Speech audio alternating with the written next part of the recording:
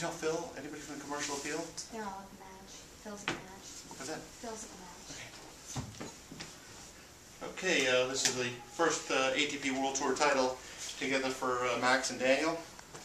The 72nd career title for Daniel, and the 38th for Max. Also Max's first title here in Memphis, and Daniel's third. Okay, questions? So what do two guys that have over 100 titles together look for when you're looking for a new partner? There's no dating service computerized out there that sets you up. What do you look for?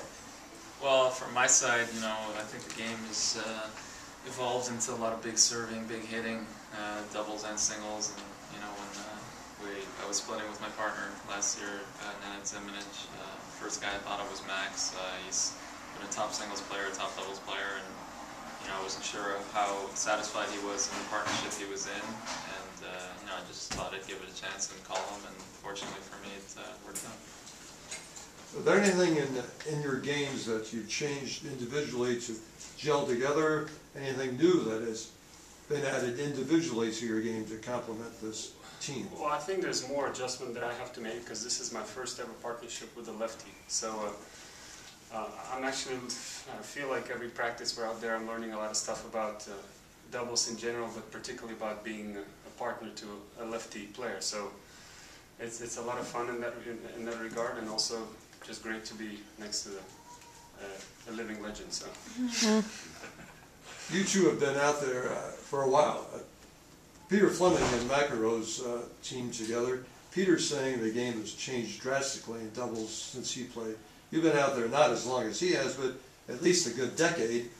What's different now than 10, 15 years ago in doubles? I have been out here longer than he has. I've been playing for like 18, 19 years. Yeah. But as I said, the game has changed. The guys are hitting the ball way harder. They're serving bigger. They're returning better. You know, I think back in the 80s, 90s, when doubles was played, I think there was maybe a little more creativity, a little more teamwork, maybe a little bit better net play. But I think now the big difference is teams are serving much bigger. They're hitting much bigger from the baseline. They're even serving and staying back because the balls are a little bit slower. The courts are a little bit slower, and that's the way. You know, singles is played now. It's played, you know, 5 feet behind the baseline. So a lot of these guys playing doubles are singles players, and you know they're bringing these skills into doubles, and you know they're serving, staying back, and hitting huge. That for me, I played in both generations, and I think that's the biggest difference. You were able to make those adjustments. Well, I think my game, you know, one thing I struggle with my whole career is footwork, and I think in doubles, you know. You don't really have to move as much as singles, obviously. So, you know, I think I hit the ball pretty big, and I always have. And I think the adjustment of dealing with the power is not a big one for me. And I think the way I play is I've always played aggressive and you know, served pretty well and returned well. So I think that wasn't a big adjustment for me. It was you know, just you know, getting used to, you know, the power coming from the other guys, and you know, finding the right partner, which you know, unfortunately I have over the last. You know, I played with Knowles, Zimonjic, and Mirnyi, all great partners. So that's definitely a key. Daniel is the patriarch now for men's tennis in Canada. What kind of week and weekend has this been for tennis? Yeah, it's huge. I mean, we've been laughing about it. I mean, 3 Canadians in the finals, especially 2 in important finals. The singles finals, which we haven't had in a long time. I mean, Milos is on a tear, which you don't see not only from Canadians, but really from anyone. 2 weeks back to back, playing great, beating, you know, several top 10 players, and then Rebecca Marino, you know, similar type player on the women's side, big hitting, big girl, great genes, and you know, I think you're going to see a lot more from these two for many years to come, and you know, I wouldn't be surprised if both of them are in the top 10 sometime soon. What do you make of it? Because this has kind of relatively come out of nowhere, especially since your career's really gotten going. Well, for me, it's kind of funny. I think about this, you know, quite a bit, and you know, practicing with Milos the last few years. You know, I'm not surprised watching it. You know, he's always had a huge game. He's had, you know, a great serve, one of the biggest in the world. And you know, when you practice him, you see that every day, and you're like wondering, you know, why isn't he doing a little bit better than he is? And you know, he follows that up with huge hitting from the baseline, and he moves well. I think those are all key elements of a top player nowadays. And you know, I think the the biggest thing about Milos that maybe people don't know about is, you know, his intelligence and the head he has on his shoulders. He's a very focused kid, and you know, he's very smart. And for me, you know, comparing myself to him, I think you know, he much more mature at a young age than I was, and for me, I'm in that regard, I'm a little bit of a late bloomer. But it's great to see someone that focused and that smart. And I think that for me is the most impressive part about Milos. I have a question. Back to like today's final, like after the end of the second set, how did you regroup and then get off to such a good start in the tie break?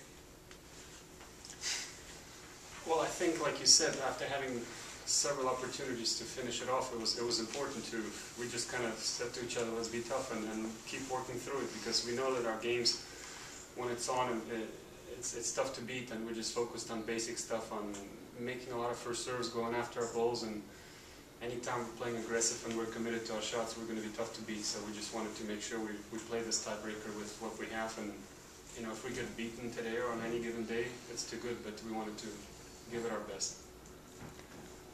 What about those match points that, because I believe 7 in that second set before, you know, they won that second. What are your thoughts on them? Well, I think some of them, you know, they served well. Some of them, you know, we had some looks at them.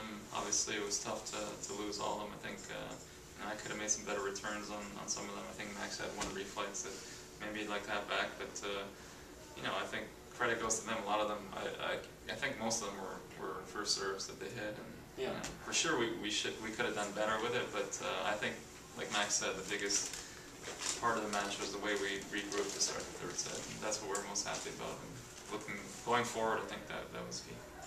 And your thoughts on getting that first one in the books together? well, it's exciting certainly, because I guess it doesn't make much difference whether it's 71 or 72 or 74. But I guess, you know, being on the board as a team, you know, obviously we want to do as well as we can every week we play, and but like I said, especially for me, I feel like I can still improve a lot on the doubles court, and I want to work through it, work with Daniel, and try to get better every time. And today was a good step, right step in the right direction. Anything else? Are you guys planning to play together the whole every All season? the big terms. I mean. Yeah. All right. Thank Thanks, you.